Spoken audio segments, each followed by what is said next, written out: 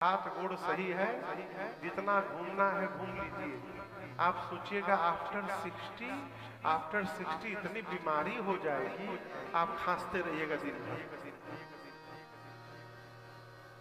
एक आदमी था, कुछ नहीं करता था, बड़ा गरीब था। एक उसको लाइन मिला, लगा पैसा कमाने। पैसा कमाया, बहुत कमाया, लाखपति बना, करोड़पति बना, अरबपति बना, खरबपति बना। जब करोड़पति हो गया तो उसके फ्रेंड बोले चलो मथुरा हो आए। मथुरा बहुत समय है जाने के लिए, अभी एक मेरा डील है यहाँ, मीटिंग अटेंड करनी है। ऐसे करते करते वो 60 साल का हुआ, 60 ईयर उसके बीत गया। उसका बर्थडे आया, 60th बर्थडे। तो उस दिन वो दोपहर में अपना सारा हिसाब निकाला, लाइफ में मैंने क्या अर्न किया है। तो वो देखा उसके पास इतना पैसा हो गया कि उसकी कई पीढ़ी बैठ के खाएगी।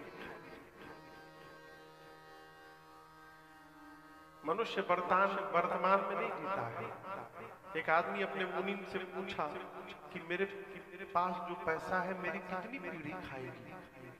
तो मुनीम बोला साहब 7 पीढ़ी, आपके बाद 7 जनरेशन तक आपके घर के बच्चे कोई काम नहीं करेंगे, उसके बाद भी आराम से भोजन मिलेगा, खूब मस्ती से घूमेंगे।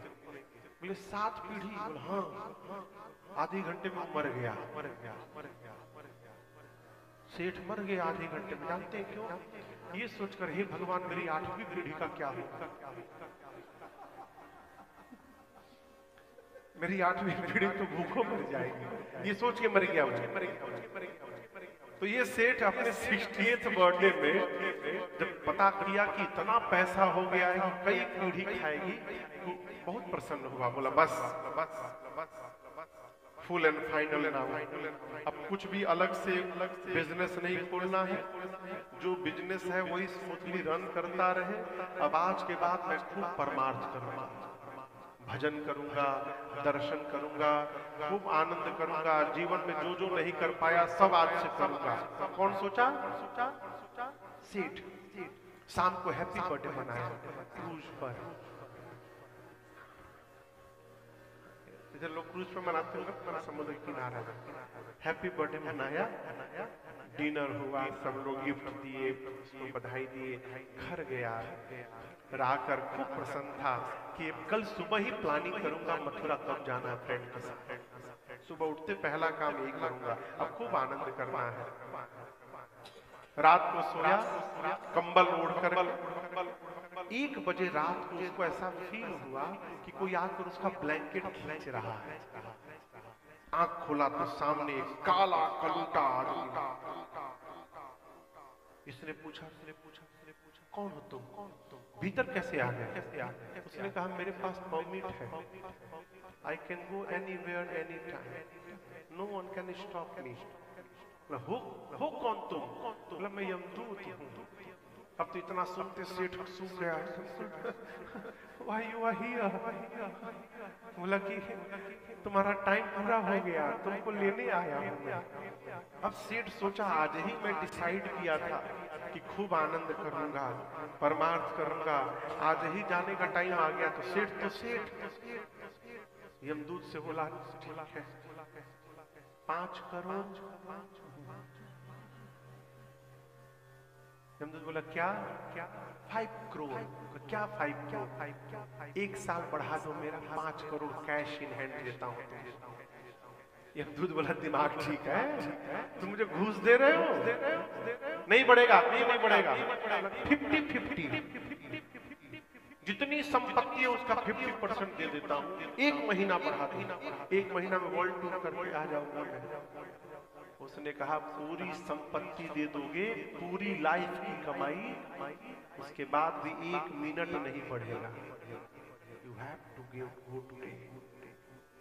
जब ये सुना कि सब कुछ देने के बाद भी 1 मिनट नहीं बढ़ेगा, तो बोला कि बगल के रूम में मेरा बेटा सोया है, उसको एक बात बतानी है। उसने कहा नहीं तुम किसी रूम में नहीं जा सकते। बोला लेटर लिखने का टाइम दे दे, बेटे के नाम एक लेटर लिख ले। बोला लिखो जल्दी। तो बगल से निकाला डायरी और पेन, और उसने बेटे को लेटर लिखी कि बेटा मैं तो जा रहा हूं, मरते समय एक बात मुझे पता चला है, सोचा तुमको बता दूं। आज मुझे पता चला है कि जिस संपत्ति को कमाने के लिए मैंने अपना पूरा जीवन लगा दिया, उस जीवन भर की संपत्ति देने के बाद भी आज मैं अपने जीवन का 1 मिनट नहीं खरीद पाया। पूरी लाइफ की अर्निंग देने के बाद भी लाइफ का 1 मिनट नहीं मिल पाया मुझे। तो मैं कहना चाहता हूं कि इस पैसे के लिए जीवन का आनंद समाप्त मत करना। जो करना है करते रहो, साथ में पैसा भी कमाओ और साथ में परमार्थ भी करते रहो। अलग से टाइम निकलने वाला नहीं है। 60 साल के बाद आंखें खराब हो जाएगी, भगवान के मंदिर में जाइएगा, भगवान दिखाई नहीं देंगे। कीर्तन में बैठिएगा, कान खराब है, सुनाई नहीं देगा। एक घर में मैं महाराज जी के साथ गया था, बूढ़े बाबा बैठे थे, बुजुर्ग। महाराज जी पूछे बाबूजी नमस्ते, बैठ गए। भजन करते हैं बाबूजी? बाबूजी बोले 4 बच्चे हैं मेरे। मैं वहीं बैठा था, मेरे सामने की बात है। महाराज जी पूछे भजन करते हैं बाबूजी? बाबूजी बोले 4 बच्चे हैं। फिर महाराज जी पूछे नाम माला जपते हैं बाबूजी? सबके 2-2 बच्चे हैं महाराज। सिस्टम बिगड़ा हुआ है यहाँ, जिस समय बिगड़ रहा है। इसलिए जब तक हाथ पांव शरीर ठीक है और झरझर अश्रु निकलने लगता है। महाराज पत्र लिए, बारी बारी मने पानी विलोचन मने आंख, आंख से जल निकलने लगा। एक एक रोंगटे खड़े हो गए, हृदय भाव से भर गया, शब्द नहीं निकल रहा है। महाराज मग्न होकर पढ़े जा रहे।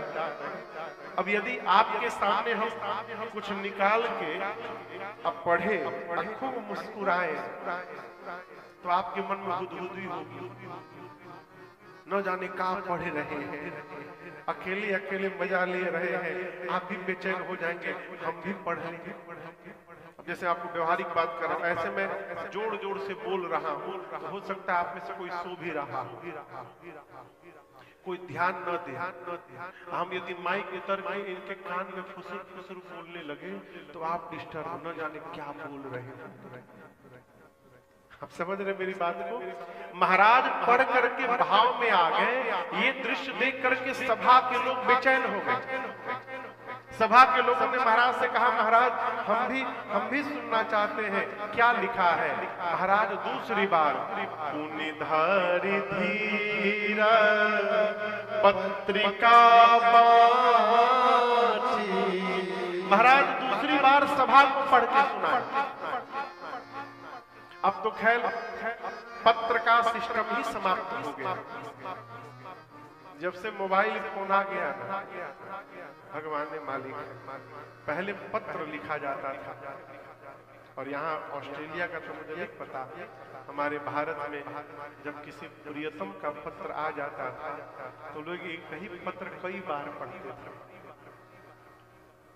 तकिया के नीचे छिपा करके, छत के ऊपर चढ़ के पढ़ते थे, सीढ़ी के पीछे छिप के पढ़ते थे, बाथरूम में घर के पीछे जाकर के पढ़ते थे। एक ही पत्र को बार बार पढ़ने से सुख मिलता था। महाराज कितनी बार पढ़ लिया? हाँ? 2 बार पढ़ चुके। अब मन में पूरी सभा प्रसन्न है। महाराज सोचे और कोई बोल देता ना, हम एक बार और पढ़ देते। तब तक भरत जी आ गए और आके बोले पिताजी तात कहाँ ते पाती आई, कहाँ से पत्र आया है? महाराज बोले अभी बताता हूँ, इधर। तीसरी बार भरत जी को पढ़ के सुना। दूत देख रहे हैं। अच्छा आप बताओ, इन दूतों को दशरथ जी के बगल में बैठना चाहिए? मैं पूछ रहा हूं, क्यों? प्रोटोकॉल। ये राजा है, चक्रवर्ती सम्राट है, वो दूत है। प्रोटोकॉल कहता है कि वो बगल में नहीं बैठ सकते। लेकिन आज महाराज अपने को राजा मान ही नहीं रहे।